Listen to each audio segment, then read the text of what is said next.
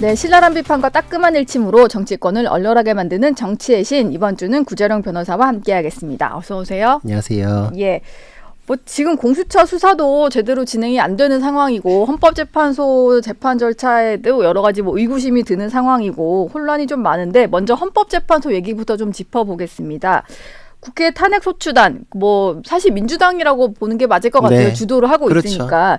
민주당이 윤 대통령의 탄핵소추 사유 가운데 형법상 내란죄를 철회하겠다라고 하면서 이게 민주당은 뭐 쟁점 정리다라고는 하고 있지만 국민의힘은 이게 가장 중요한 걸 빼는 거다라고 해서 좀 논란이 일고 있는 것 같아요. 이건 좀 어떤 노림수 때문에 뺐다라고 봐야 될까요?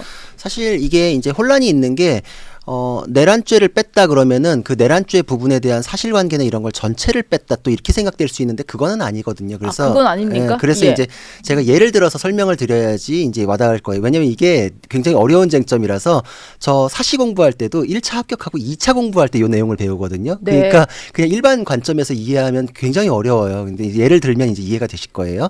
어떤 사람이 뭐 살인행위가 있고 절도행위가 있다. 두 가지에 대해서 문제가 된다. 그러면은 살인행위는 헌법적으로는 생명권 침해, 예. 형법적으로는 살인죄, 그리고 절도라는 거는 형법적으로는 절도죄, 그리고 헌법적으로는 재산권 침해.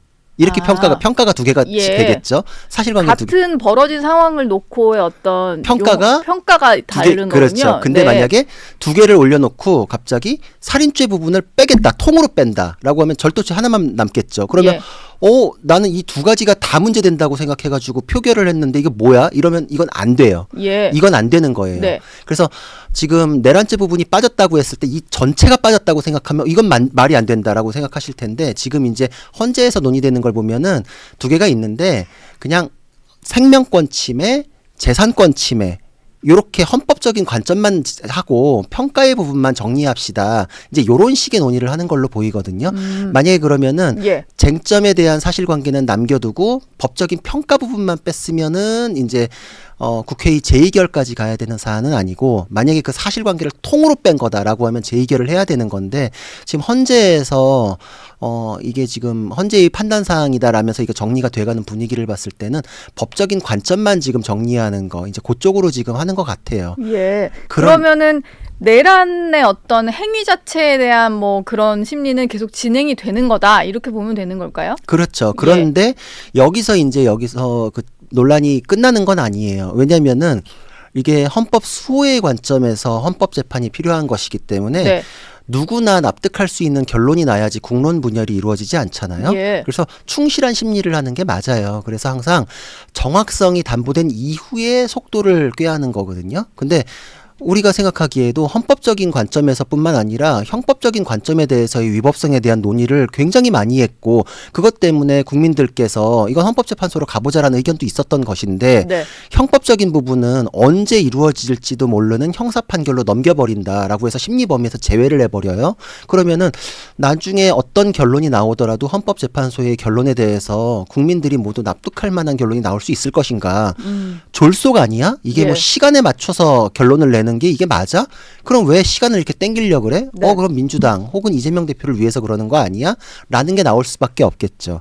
왜냐면은 헌법 위반의 부분이라는 거는 위법성이 약해요. 제 예를 들어서 정말 쉽게 얘기하면 형법적인 잘못이 있죠. 그거는 잘못 중에 가장 큰 잘못이에요. 근데 제가 뭐 어떤 나쁜 말을 해가지고 노은지 앵커가 마음이 상해요. 예. 그럼 노은지 앵커의 행복추구권이 침해되겠죠. 네. 헌법 위반이라는 건 굉장히 넓어요. 우리 모든 거에 대해서 그 헌법적인 권한들은 서로 충돌을 하거든요. 네. 그러니까 헌법적인 위반이라는 게 있다? 라는 것만 가지고 탄핵으로 간다라는 게 쉽지 않고 그래서 예전에 노무현 대통령 탄핵에서도 법에는 헌법과 법률 위반이라고 돼 있지만 그거 가지고 하면은 탄핵이 너무 쉽게 되니까 안 된다. 그래서 중대한 헌법 위반이라고 했잖아요. 예. 그러니까 중대성을 그래서 포함을 한 거예요. 그래서 그 중대성에 대해서 알 수 있는 가장 극명한 징표가 내란죄라는 형사적인 평가였는데 네. 그거를 뺀다라는 거는 이재명 대표의 조기 대선을 위해서 속도를 굉장히 땡겨가지고 탄핵 심판 결론이 나오는 속도를 땡기겠다. 그런 얘기가 그래서 예. 나오는 거예요. 정치권에서 그 얘기 때문에 그렇게 나오는 것이고 예. 그리고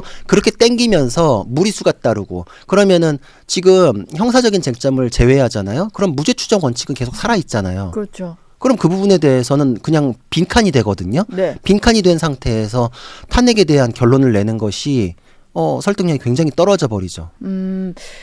일단 민주당 같은 경우는 쟁점만 정리하는 것이다라고 얘기를 하고 있고 뭔가 그 스케줄을 앞당기기 위한 거다 이런 것도 부인을 하고 있어요. 근데 또 한 가지 논란인 것은 헌법재판소와 민주당 간의 교감이 있었던 거 아니냐. 뭐 재판부의 뭐 권유 이런 식의 표현이 등장하다 보니까 그런 논란이 있었는데 일단 어제 헌법재판소 측에서는 그런 권유를 한 적이 없다라고 공식적으로 설명을 하긴 했어요. 근데 이미 좀 여러 가지 정황상 교감을 한 것 같다라는 주장이 나오다 보니까 이게 좀 헌법재판소에 대한 신뢰를 좀 떨어뜨린 상황이거든요. 떨어뜨렸죠. 왜냐하면은 그 영상을 다 봤잖아요.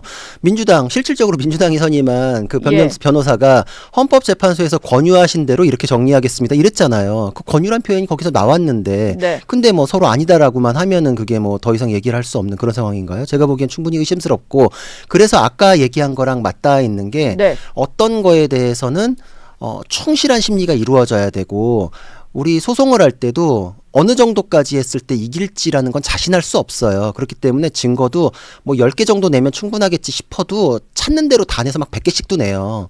주장이라는 것도 네. 어느 거 하나라도 걸렸으면 좋겠어가지고 촘촘하게 다 따질 수 있는 거 다 따져요. 근데 가장 중요한 법적 평가의 쟁점을 뚝 잘라가지고 내고 나머지만 가지고도 민주당에서는 탄핵이 될 거라고 자신할 수 있는 게 그 판사 마음속에 들어갔다 나왔나? 모르니까 열심히 하는 거잖아요, 각자. 예. 근데 그 권유란 표현 때문에 이렇게 정리를 하고서도 빨리 인용해 주겠다는 어떤 확신이 있어서 그런 건가? 그렇죠. 네. 그래서 의심스러운 말이긴 했죠. 그래서 그것 때문에 홍준표 시장마저도 헌재 내부에 민주당에 대한 부역자가 있는 거 아니냐 이런 표현을 했잖아요. 그게 예. 그거예요. 헌재 내부에서 이 정도면 됐어. 충분해. 내가 이 정도면 해줄게. 이런 얘기 나오기 전에 어떻게 저걸 자신해가지고 저렇게 팍 줄여가지고 할 수 있을까라는 얘기를 하는 거죠. 예. 일단 뭐 헌재에서 어떤 식으로의 결론이 나올지는 봐야 될 것 같아요. 지금 이제 국민의힘 입장에서는 내란죄까지 넣어서 이제 탄핵소추 의결서가 전달이 된 것이니까 그거에 대해서도 충분히 심리해라 이런 거고 재판부가 판단하겠다라고 하니 그건 좀 지켜봐야 될 것 같네요. 그래서 이거는 예. 심리 과정에서도 내내 문제가 될 거예요. 왜냐면은 지금 만약에 형사사건에 대한 쟁점이 들어와 있잖아요. 그러면은 헌법재판소법 51조에 의해서 병행되는 형사사건이 있을 때 헌법재판이 중지될 수 있었잖아요. 예. 중지될 수 있는 가능성을 배제하기 위해서 이걸 뺀 걸로 보여요. 제가 보기에. 수사가 진행되는 상황이기 때문에 그쵸. 좀 별개로 진행을 하겠다는 그렇죠. 목적일 수 있겠군요. 볼 필요 없다. 중지하지 말고 그대로 가자. 이제 이 얘기를 하겠죠. 첫 번째로. 예. 그리고 두 번째로는 형사적인 죄책이 성립되는 거에 대해서는 뭐 판단 범위에서 제외했다. 그러니까 거기에 관련된 증거나 증인 신문은 대폭 줄여달라. 이제 아마 이럴 거예요. 네. 근데 그렇게 해서 속도는 내겠지만 그러면 우리가 생각했던 잘못에 대한 그 증거들을 재판정을 올리지도 않는 거잖아요. 그래 놓고서 사실 인정을 했을 경우에는 헌법재판소의 판단에 대해서 굉장한 의구심을 갖게 되고 국민들이 신뢰를 보내기가 어려워지죠. 예. 지금 뭐 국민들이 신뢰를 보내기 어려운 기관이 또 하나 더 있는데 공수처인데요. 네.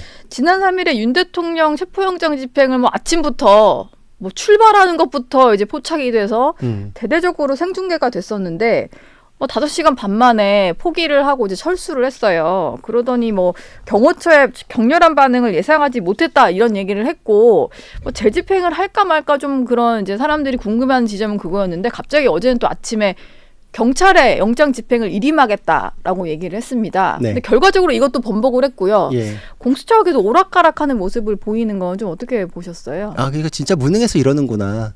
예, 정말 역량이 안 되는구나. 네, 맞아요. 네. 정말 역량이 안 되고 진짜 무능한 거예요. 여기는 처음에는 저는 세금이 아깝다 이제 이런 생각을 했었는데 이제 막 식비도 아깝다 뭐 이런 생각도 들고 네. 왜냐면 그때도 집행하러 갔을 때 새벽부터 뭐 쇼는 다 했잖아요. 뭐 이렇게 막 출동하네 어쩌네 막 이랬는데 점심 먹을 때쯤 다 이제 철수해가지고 아마 식사하셨던 것 같은데.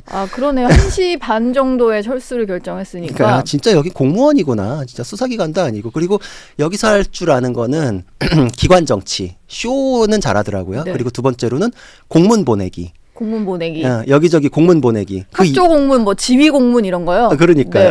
네. 그 공문 보낸 게 다예요. 예. 아무것도 직접 해낸 게 없어요. 여기는. 그리고 여기는 공수처 설립할 때부터 뭐 저뿐만 아니라 모두가 다 이런 사단이 날 거다. 수사기관들을 다 엉망으로 만들고 역량도 떨어지고 사법체계를 혼란스럽게 만들어서 국가를 후퇴시킬 거다라고 얘기를 했어요. 우리가 예. 무슨 뭐 예언자나 선지자인가요? 법 해석하다 보면 다 아는 거잖아요. 네. 그대로 드러나잖아요.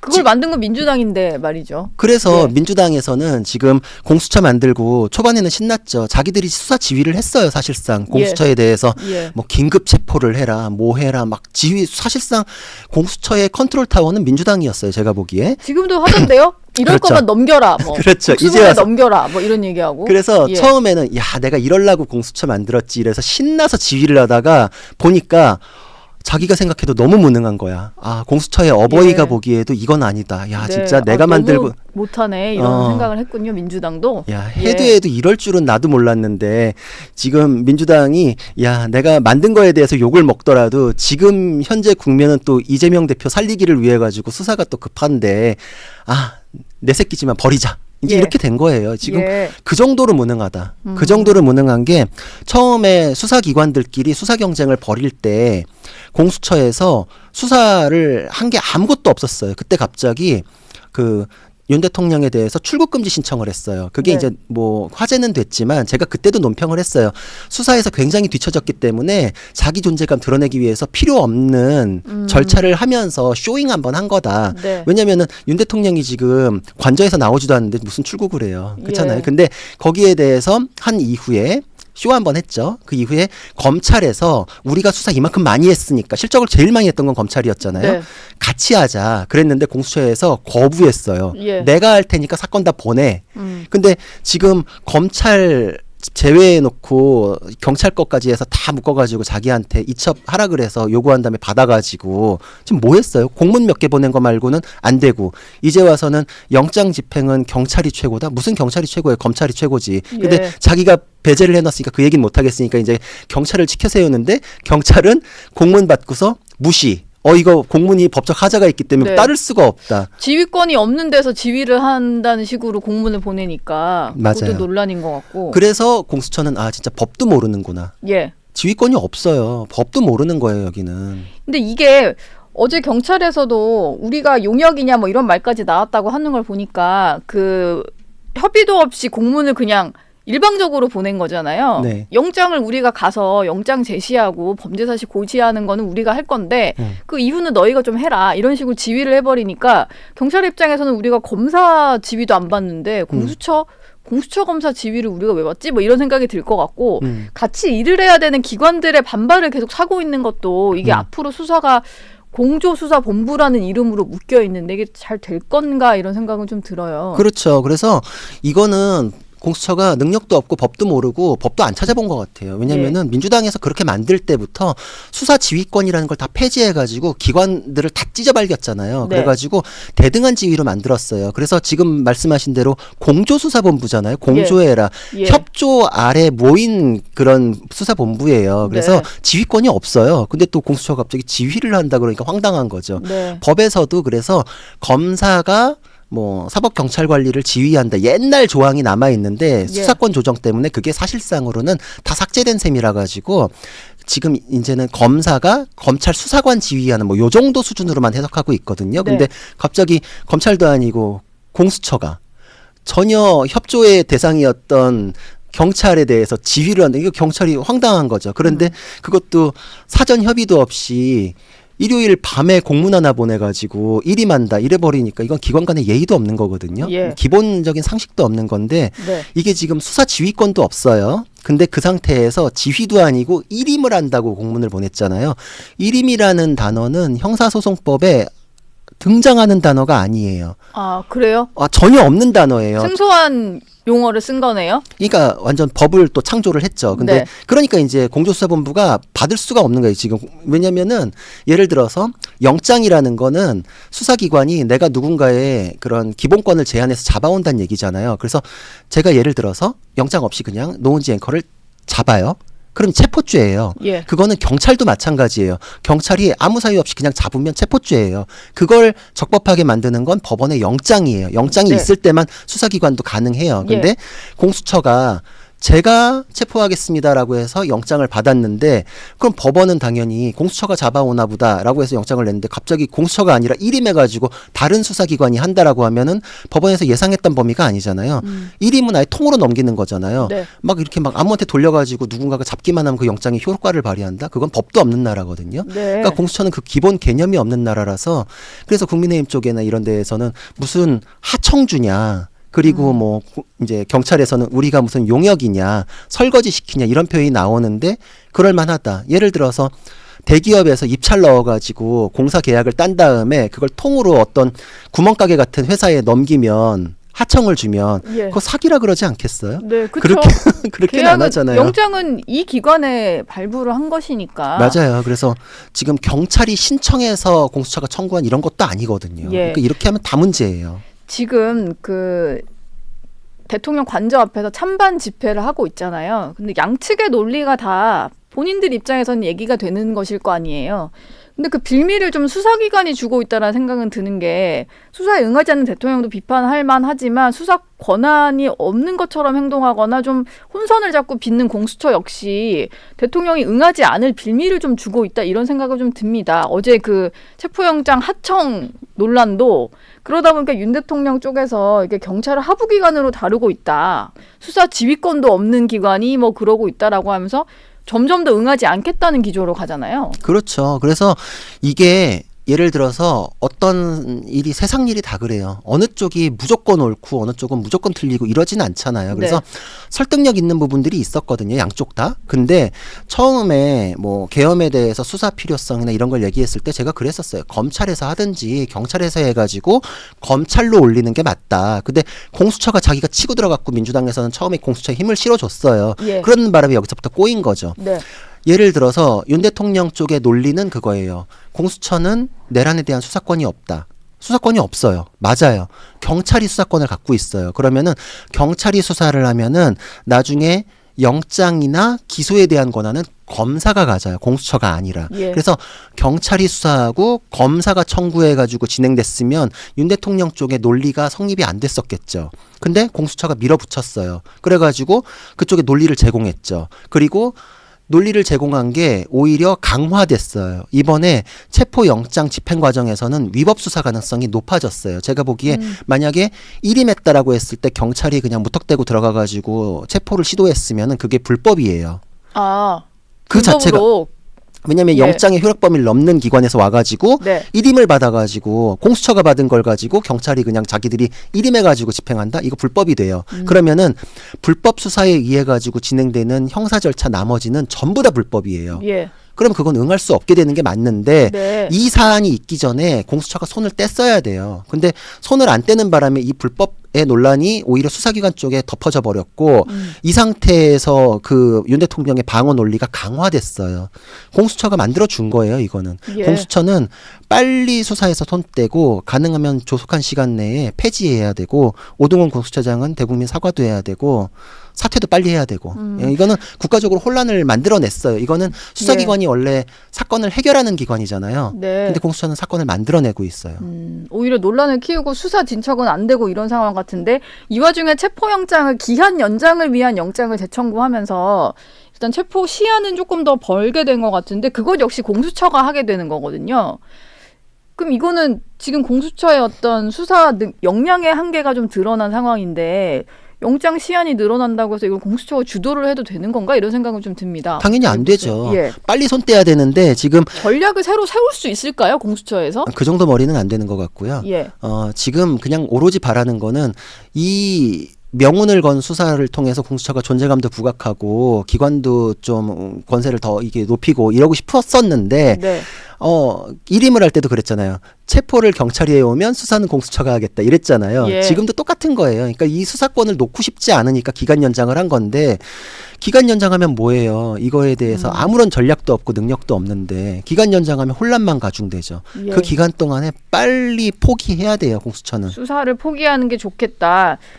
이거는 근데 공수처의 어떤 지금 수사 행태를 비판하는 건 여야 할 것 없이 다 그런 것 같은데 민주당 내에서는 아예 국가수사본부에서 좀 수사를 하고 나중에 특검으로 넘겨야 된다 이런 목소리도 좀 나오는 것 같아요. 근데 원래 민주당은 공수처 만든 주도한 정당이기도 하고 공수처 수사에 좀 힘을 실었던 것 같은데 지금은 이제 경찰로 넘겨라 이런 식으로 좀 말이 바뀐 것 같아요. 그러니까 그 공수처의 어버이께서 보시기에도 마뜩치가 않은 거죠. 예. 그리고 이제 와서는 다 뜻대로 안 되겠으니까 원래 자기가 컨트롤하는 기관을 원했던 거잖아요. 그러니까 이제는 사실 국가수사본부에서 하는 것보다 거기서 이제 징검다리 삼아서 특검으로 가고 싶은 얘기를 이제 자꾸 하더라고요. 근데 예. 특검은 누누이 얘기했지만 위헌이에요. 그 법 자체가 위헌성이 있어요. 지금의 특검법은 그렇죠. 네. 그러니까 특검법이라는 것 자체가 기존 사법 시스템에 대한 불신을 깔고 가는 거잖아요. 예. 기존의 수사기관을 못 믿겠으니까 특검이 해야 된다. 그러면은 특검이라는 것도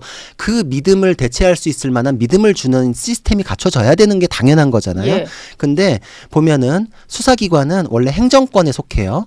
경찰, 검찰 다 행정권에 속하잖아요. 네. 그걸 입법부에서 국회가 특검이라는 법을 만들어가지고 갖고 와버리는 거잖아요.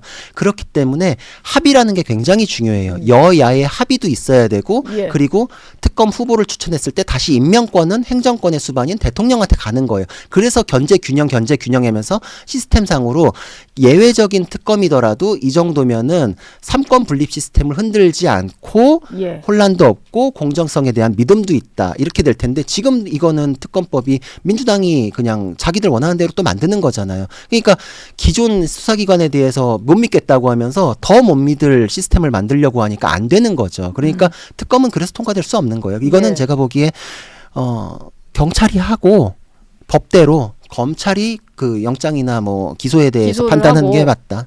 예.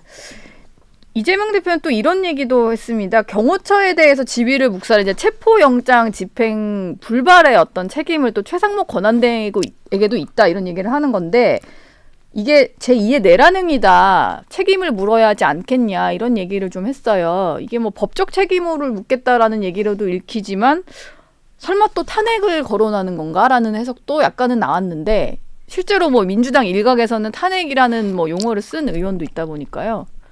이까지는 못 가지 않을까요? 저도 그렇게까지는 예. 못 갈 것 같아요. 지금 그 민주당의 행태에 대해서도 굉장한 비판들이 있고 저는 뭐 국민의힘이나 윤 대통령에 대해서 요새 뭐 지지율이 올랐다 뭐 이런 여론조사도 나오는 걸로 알고 있는데 그거는 사실 민주당이 하고 있는 잘못에 대한 반작용이라는 생각이 들거든요. 예.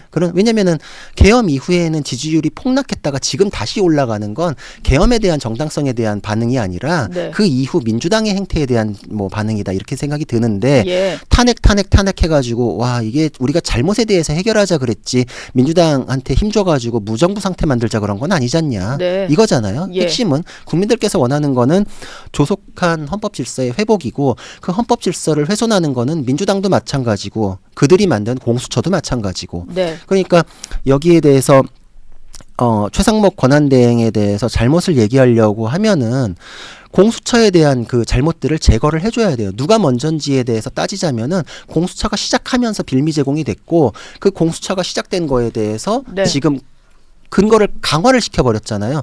법원 영장 받을 때도 대단한 비판들이 있었어요. 왜 서부에서 받았냐 뭐 이런 거. 그렇지만 그렇죠. 예. 그때까지도 정당성은 공수처 쪽이 조금은 더 있었어요. 그래서 이거에 대해서는 뭐 협조를 해가지고 수사에 대해서 뭐 제3의 장소든 이런 식으로 가는 게 낫지 않겠냐. 저도 그런 생각을 가졌는데 이제는 공수처가 손 떼지 않는 한은 응하기가 어려운 교착 상태가 된 게 맞거든요. 근데 이걸 전제로 해서 민주당이 최상목 권한대행에 대해서 뭐 직무유기나 탄핵을 언급한다? 그럼 뭐 본인들이 잘못한 건요. 공수처를 왜 나왔어요? 왜 이런 식으로 수사 지휘를 하든가요? 예. 정치적으로 공수처에게 감나라 배나라 해놓고서 그거에 대해서 책임은 안 지는 게 우리 국민들이 항상 국회의원들 욕하잖아요. 뭐 맨날 말은 많은데 책임은 하나도 안 지고 혼란을 만드는 거에 대해서는 민주당의 관여도 굉장히 많다 생각해요. 예. 지금 뭐 공수처나 헌법재판소 얘기를 저희가 했습니다만 사실 뭐 대통령도 수사에 계속 불응하고 관저 안에서 이제 꽁꽁 이렇게 숨어 있는 듯한 모습을 보이는 게 올바를까라는 생각은 좀 들어요. 그리고 이제 대통령으로 좀 당당한 모습을 보여줘야 될 텐데 사실 그 앞에서 집회하고 있는 특정한 집회 현장에만 메시지를 보내면서 이게 광장의 어떤 대결 정치를 부추기고 있다는 비판도 있잖아요. 구전혁 변호사 거기에 대해서는 좀 어떤 생각이세요? 저도 그래서 이런 예. 상황들에 대해서 생각을 했기 때문에 원래 어떤 식으로 벌어질 것인가를 생각하고 그 최악의 경우를 막기 위해서 이 정도에서 타협을 하자.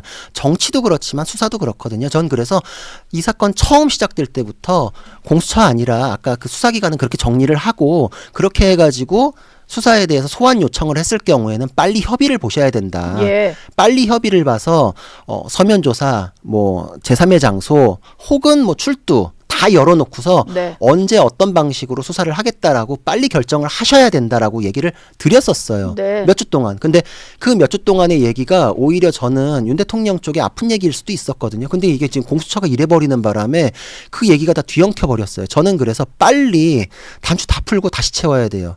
공수처가 싹 빠지고서 그럼 이제 적법하게 윤 대통령이 지적했던 거 다 제거되잖아요. 그럼 윤 대통령도 수사 응하셔야죠. 예. 불응할 명분 자체가 없어지게 되는 거니까. 네. 응하시는 건 맞죠, 당연히. 예. 응하셔야죠.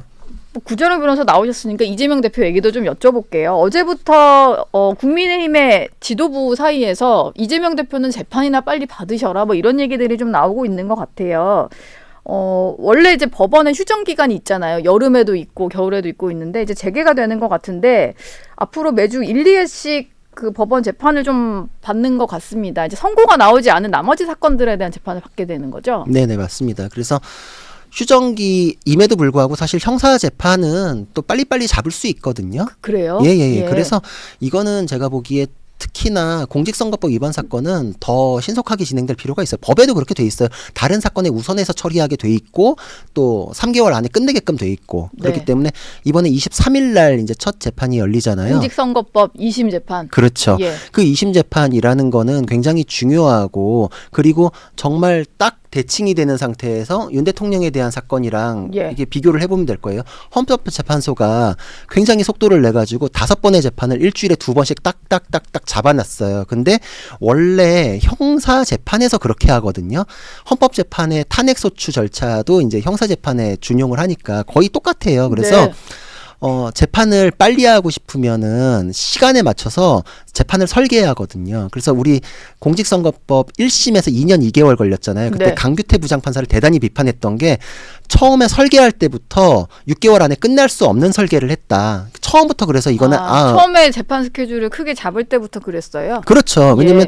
재판을 2주 단위로 잡았거든요. 근데 일주일에 2번 이상을 잡아도 모자랄 판에 2주 단위로 하고 중간에 막 안 나오기도 하고 막 이랬잖아요. 근데 이거는 처음에 설계할 때부터 언제 끝날지가 가늠이 돼요. 네. 그렇기 때문에 23일 날에 재판장께서 이거에 대한 쟁점은 이거고 이거에 대해서 심리를 몇 회에 걸쳐서 하겠다. 일주일에 재판은 두 번씩 뭐 한 5회 정도. 지금 헌법재판소에서 잡듯이 똑같이 잡으면 돼요. 헌법재판소도 화목 이렇게 하겠다. 그렇죠. 다음 주부터 당장 진행이 되니까. 그렇죠. 예. 그럼 이제 거기에 대해서 이재명 대표가 뭐라고 하는지 우리가 지켜보면 되겠죠. 예. 거부할 이유가 없고 당연히 따라야 돼요. 그리고 명확히 얘기하는 건 법에 헌법재판소는 180일 이내에 하게 돼 있잖아요. 네. 그건 훈시 규정이에요. 그건 어겨도 아무런 위법 논란이 없어요. 근데 공직선거법사비 633은 강행 규정이에요. 그건 반드시 따라야 돼요. 강행 규정. 그렇죠. 그렇기 때문에 헌법재판소가 안 지켜도 되는데 빨리 하려고 저렇게 잡았는데 예. 법원에서는 그렇게 안 한다라고 하면 법원은 사실상